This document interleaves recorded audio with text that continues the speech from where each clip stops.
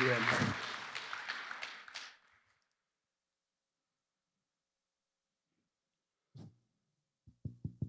It on? Okay. I'm gonna sit down. Uh, so sorry for being so slow. Um, First of all, if you don't know me, it's your first time here. You've probably seen me. If you have been here, I have a camera slapped around me usually. But if you don't know me, my name is Lincoln Horsley, and I am one of the guys that takes pictures at the services here normally. But a couple of Fridays ago, I was in a really bad car crash, and I almost died. So I'll just kind of give you a little bit of what that was like. I was finishing up pictures from a basketball game and was in a head-on collision with another car, small car, and I was in a work van. That person in the other car didn't survive. The crash was serious. I remember the impact. I remember the sounds. I remember trying to get out of the car, passing out, having some nice gentleman pound on the window to get me up, pull me out of the car. All that to be said is that I shouldn't have survived that crash. If you see my car, you see where the floorboard ended up and where my feet were. I shouldn't have legs. I'm going to try not to look at these notes too much because I want this to be what it was like, but some of the things that I just don't want to forget to say, nothing in the front seat of my van moved. These shoes that I'm wearing were sitting next to me in the seat. They were in the spot they were in when I set them down after his game. I have no bruises on my face. There was not a scratch on my face. There was not I didn't have a concussion. My midsection was destroyed. I had 10 broken ribs. My sternum is broke. The doctors and the people in the hospital can't believe I was able to move around and talk like I was.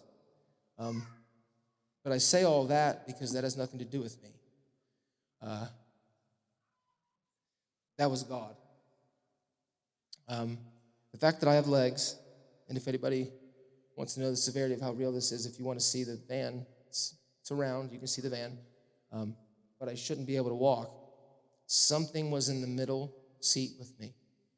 God, Jesus, Michael, whatever, the angel, whatever, whoever you want to think of it, there was an angel with me, and that angel grabbed me, pulled me just far enough to keep my legs, just far enough to not be immobile the rest of my life, and kept my head from hitting the glass and destroying my brain. The car was up inside of my van so much that it would have been in my feet. So some of these things, I'm telling you this not because they have nothing to do with me. They're the reason that this is a miracle to me and that I believe I was saved by God for a reason. There was a board in the back of the van that came, I'm going 35 miles an hour. She's doing what they told me was potentially 70. That's a big crash. There were boards and everything in the back of my van exploded. Metal toolboxes exploded. Ratchet straps exploded.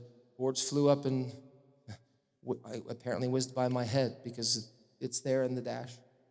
But it didn't hit me. And there's no reason for all of these things to happen. They're not coincidences. One or two, sure. Three, whatever. 10, 20, they're not coincidences. These were God. I've been in church for all of my life. 39 years and counting now, because now I can count still, right? And I've never felt these feelings, but this was all God. So that's why I needed to say this morning, because I sometimes am standoffish.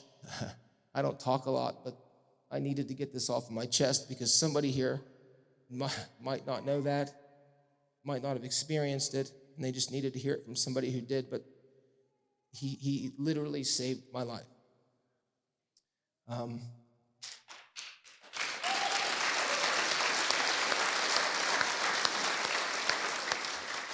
not only did he save my life then, but in this, he opened your eyes, you realize that he was in the center of, he was in the middle seat, he was in the center of all of this, but he's been in the center of my life forever.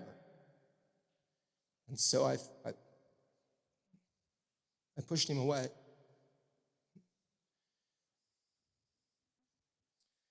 I knew what I needed to do. My father was a preacher from the time that I was born. I know what to do. My brother and I were raised that way to know how to be. And I decided to not be like I needed to be. And I'm skipping something that I put in here because I don't feel like I need to say it. I need to say something else. One of my best friends of my life, named Charles Finkley, 25 years, came to see me, and he told me that God had laid some things on his heart about me. And he'd been praying for me for a while, and he didn't know why, but he was. And we're talking, and I'm telling him, I'm doing these things, and he says, stop.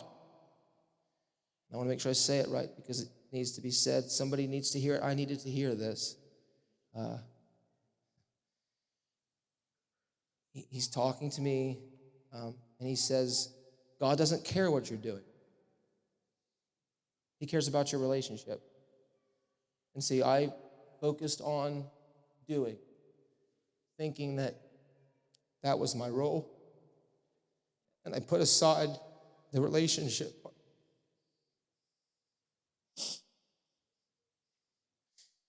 And if that crash had gone another way, I have faith that I would have gone to heaven because I'm baptized, and I believe this.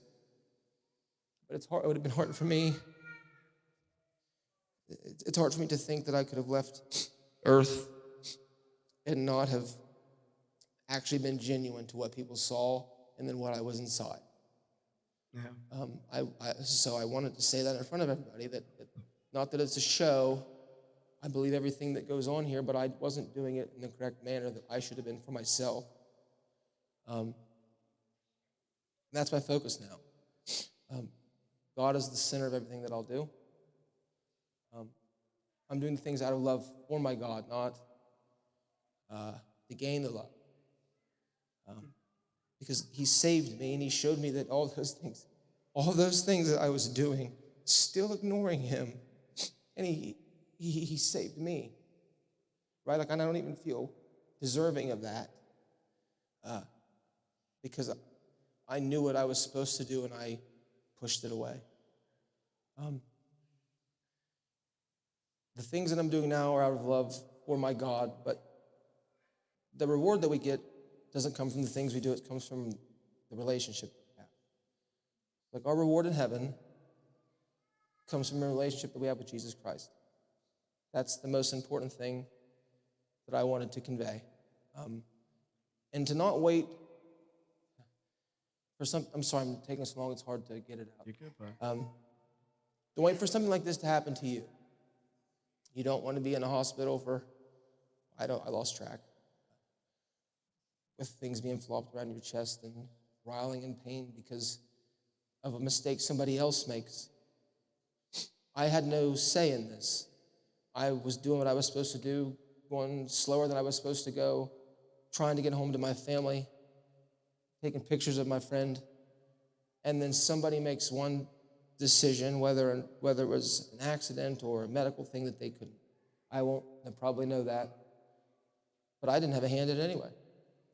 And if God wasn't there in the middle of that with me, I'm not here, right? So don't wait until you get in a car crash, or somebody you love gets in a car crash, or somebody you hear about that someone else loves gets in a car crash, or falls off of a ladder, or whatever scenario. Like do it now and take it serious. Kids, this isn't to your moms and dads only. I was a kid too. I was baptized when I was 8 years old. So I've been baptized for a long time. And that sometimes is good, and it reminds me that even the kids can grasp this. You can understand what I'm saying. You can have a relationship with Jesus, and it'll get more meaningful as you get older. But this isn't just for your moms and dads. This is for you too, okay? Pay attention to these things because they're important for you. I've obviously got something else to do on earth for God. I don't know what it is, but he saved me for a reason.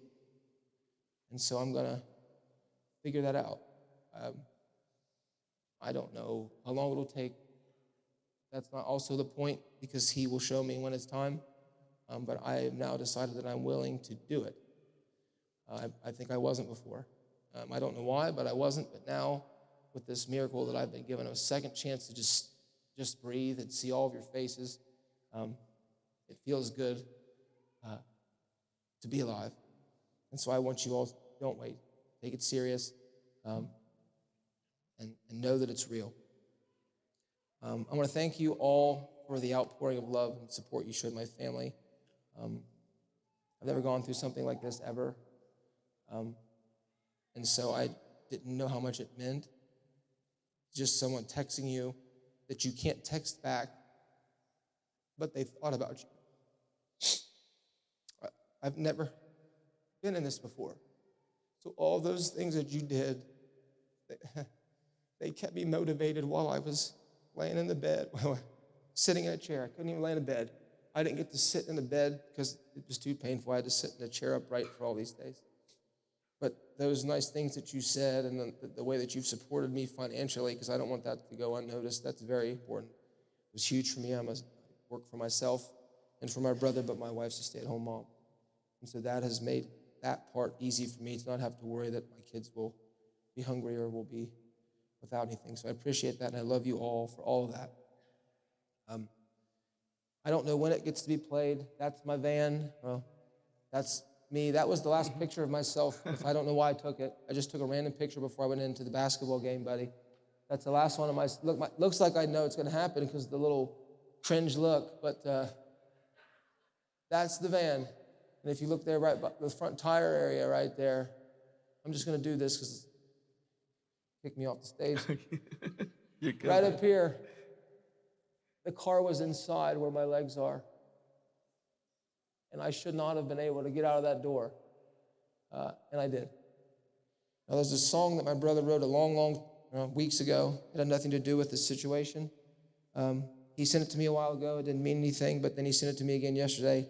And the words that went with this song were explained my last week, 2 weeks, whatever it was. So I don't know if it's played now. They could play it at the end when he's all done, but there's some video that has a song to it that have words if you want to stay around and listen to it. I think they're going to play it. Thank you for listening to me. Thank you for all loving me. I apologize if I've been standoffish, but my personality is now something else from God. He opened up my eyes and he allowed me to see something I've never seen before. Thank you. I love you, baby.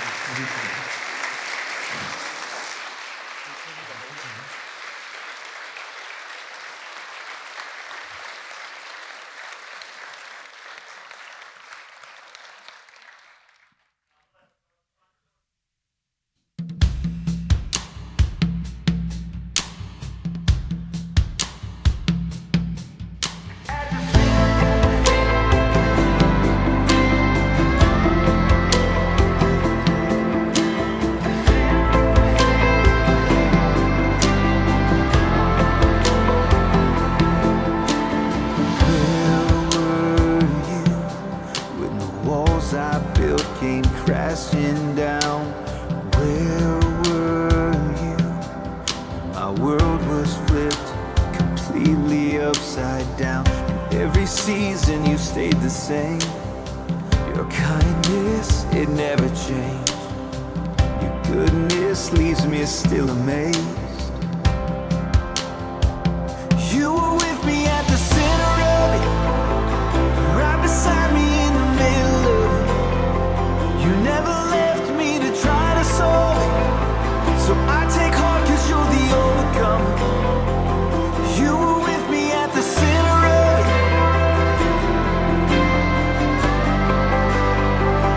right beside me in the middle of it.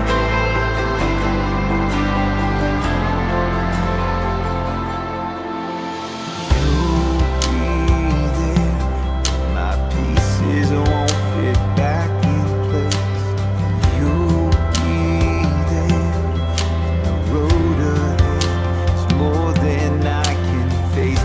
Every season you'll stay the same. Your kindness, it will never change.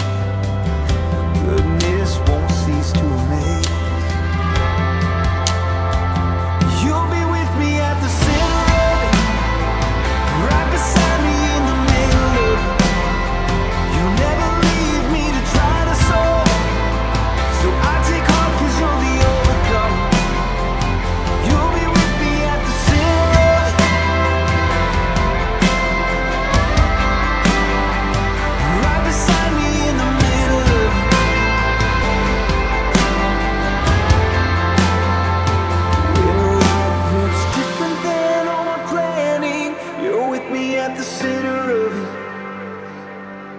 And in the brokenness of my family, you're with us at the center of it. And in the depth of not understanding, you're with me at the center of it. And when I'm gone, you will still be standing, 'cause you're the overcomer.